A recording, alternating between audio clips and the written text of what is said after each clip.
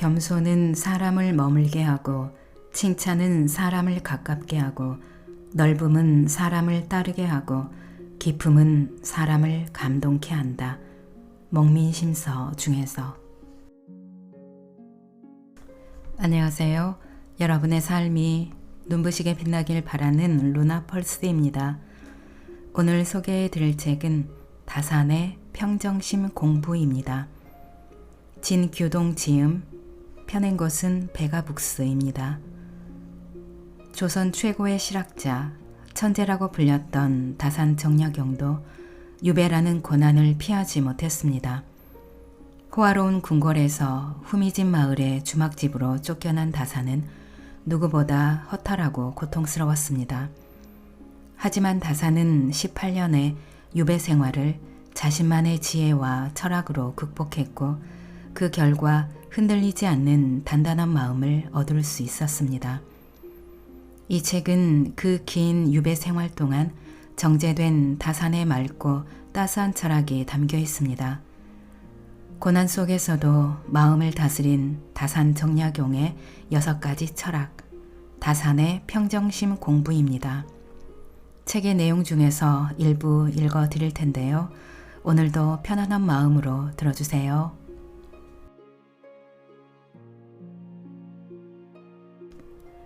다산의 6가지 철학. 1. 긍정으로 지켜내라. 다산은 유배를 여갈하며 긍정의 마인드로 자신을 스스로 위로하며 마음의 여유를 찾았다. 그리고 독서를 통해 못다 이룬 자신의 학문적 연구를 지속하면서 미처 보지 못한 사서육경을 파헤쳤다.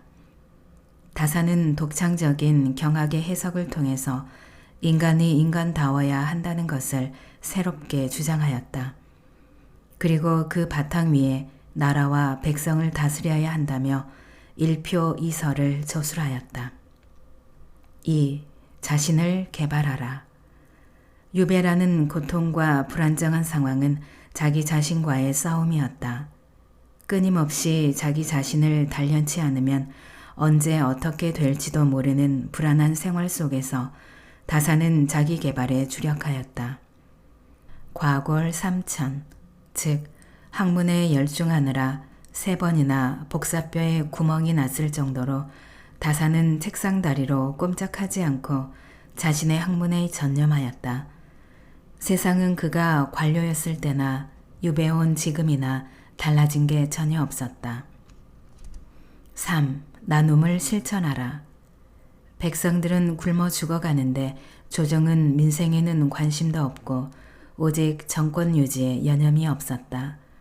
다산은 이런 고통 속에서 자식들과 나눔을 이야기하며 세상을 걱정하며 편지로 소통하며 아무리 작은 것이라 할지라도 서로 나누면 고통은 작아지고 행복은 커진다는 것을 강조하였다.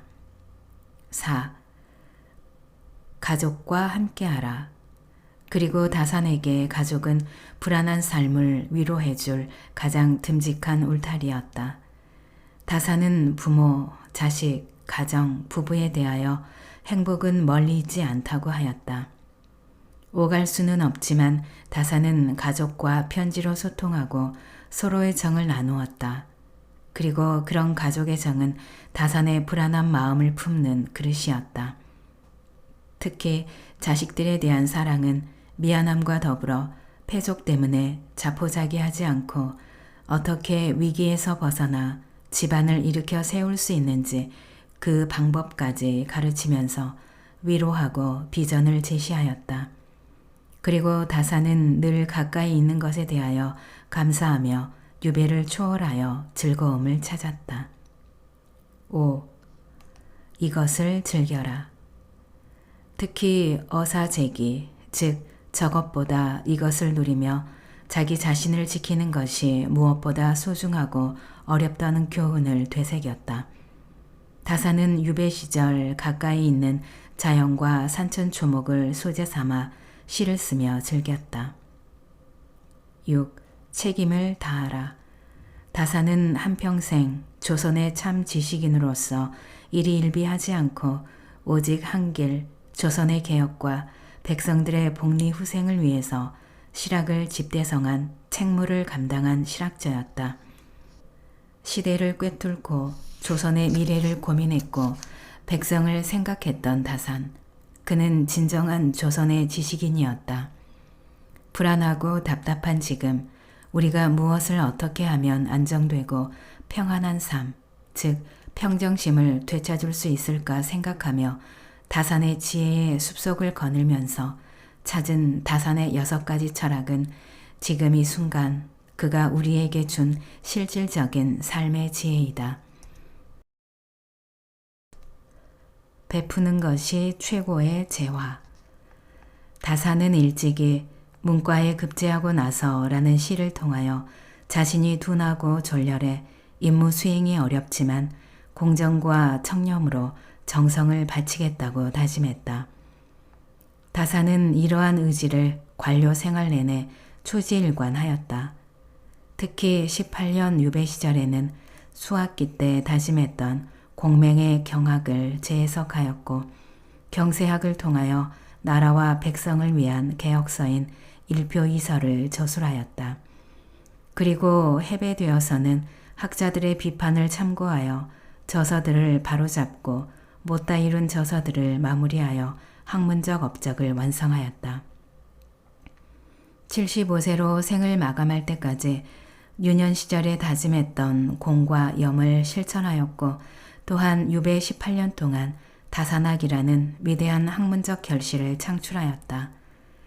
그 가운데 재물에 대한 이야기는 물질 만능 시대인 오늘날 우리에게 시사하는 바가 크다. 특히 다산이 유배지에서 자식들에게 보낸 훈계 중에 재물에 대한 글을 보면 언제나 재물에 대한 그의 생각에 변함없었음을 알 수 있다. 하루하루가 불안한 가운데 애비 없이 자라는 자식들을 생각하면서 혹여 다른 길로 나갈까봐 늘 다산은 자식들에게 글과 편지를 통하여 바른 길을 갈 수 있도록 지도하였다. 다산은 재물은 우리가 먹고 입는 것과 같은 것들이니 모두 부질없는 것들이다.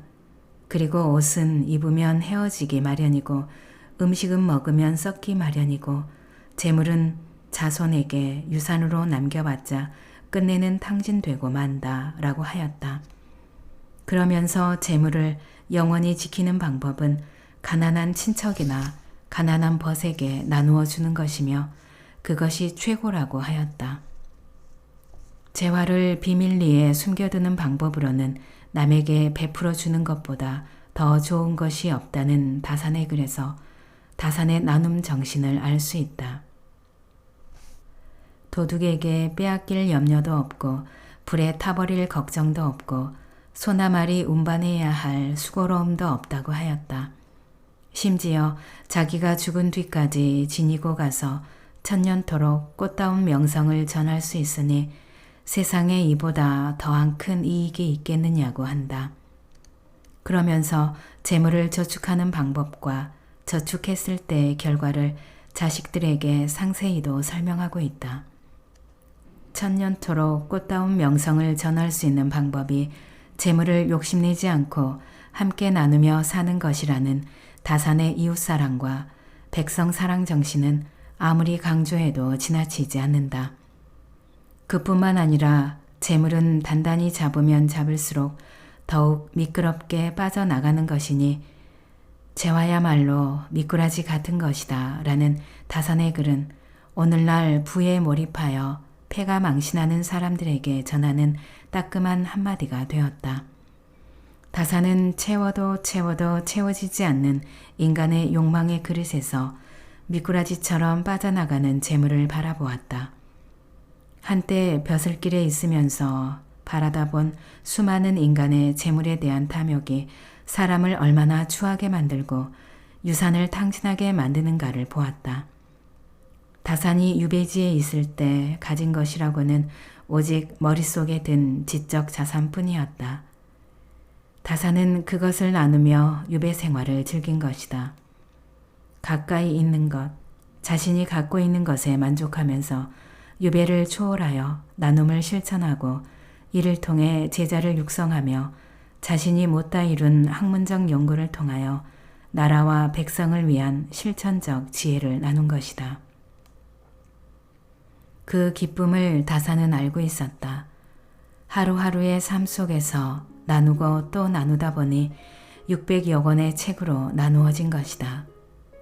지금도 그 속에 담긴 다산의 지혜는 빛을 보지 못하고 있다.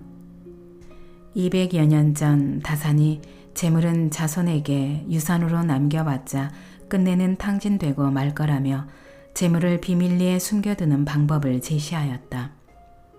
그것은 바로 남에게 베풀어 주는 것이라고 하였다. 다산이 나라와 백성들에게 나누어준 지적 자산은 지금까지 우리들의 삶 속에 유유히 흐르고 있다.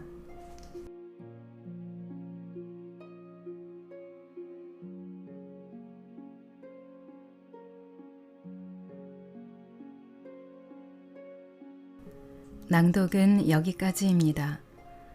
여러분의 구독과 좋아요, 댓글은 저에게 큰 힘이 되는 거 아시죠? 오늘도 끝까지 들어주셔서 감사합니다.